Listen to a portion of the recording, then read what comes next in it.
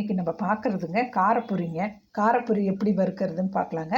அதுக்கு தேவையான பொருட்கள் என்னன்னு பார்த்துடலாங்க.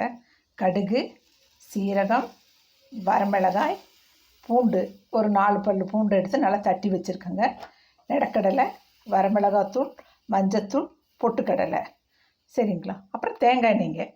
பொரி தாளிக்கிறதுக்கு தேங்காய் எண்ணெய் தான் நல்லாயிருக்குங்க.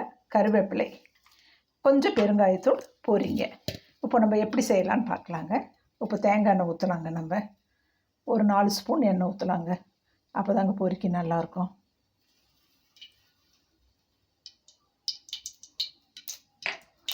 எண்ணெய் காயிட்டுங்க. எண்ணெய் காயுதுங்க. இப்போ நம்ம கடுகு போட்டுக்கலாங்க. கடுகு பொரியுதுங்க. கடுகு பொரியிறப்ப சீரகம் போட்டுக்கலாங்க.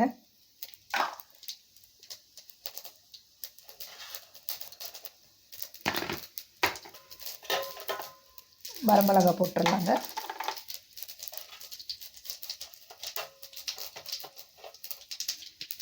பொட்டுக்கடலை போட்டுக்கலாங்க.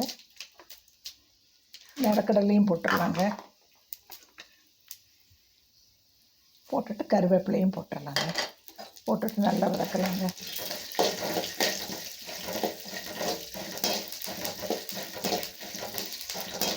நல்லா இந்த எண்ணெயிலேயே ஃப்ரை ஆகணுங்க.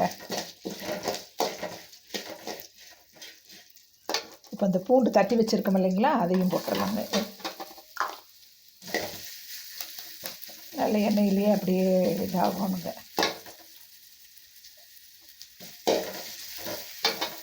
நல்லா வதக்கிட்டு பார்க்கலாங்க. இப்போ பெருங்காயத்தூள் போட்டுக்கலாங்க. கொஞ்சமாக போட்டால் போதுங்க.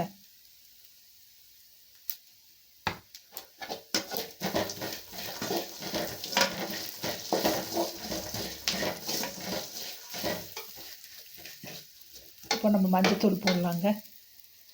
மஞ்சத்தூள், மிளகாத்தூள் இருக்குது இல்லைங்களா, அதனால் இந்த நடுவில் பாருங்கள் எண்ணெய் இருக்குது இல்லைங்களா, அங்கே போட்டுருவோங்க.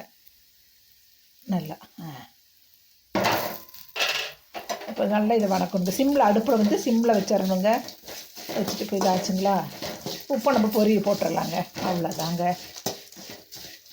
இப்போ பொரியை போட்டுக்கலாங்க.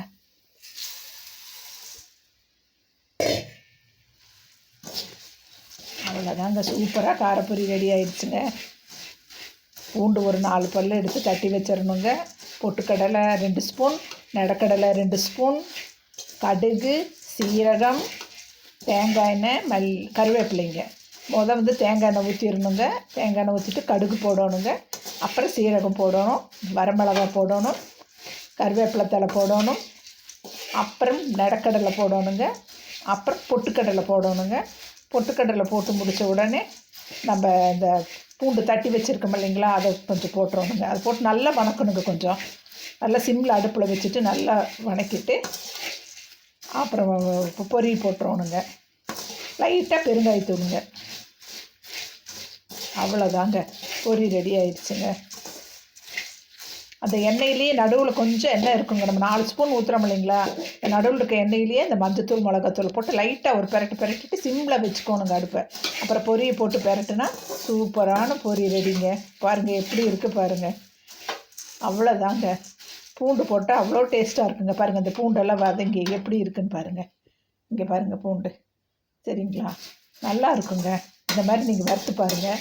வறுத்து பார்த்துட்டு எனக்கு எப்படி இருக்குது என்னன்னு சொல்லுங்கள். இப்போ நம்ம டேஸ்ட் பார்க்கலாங்க.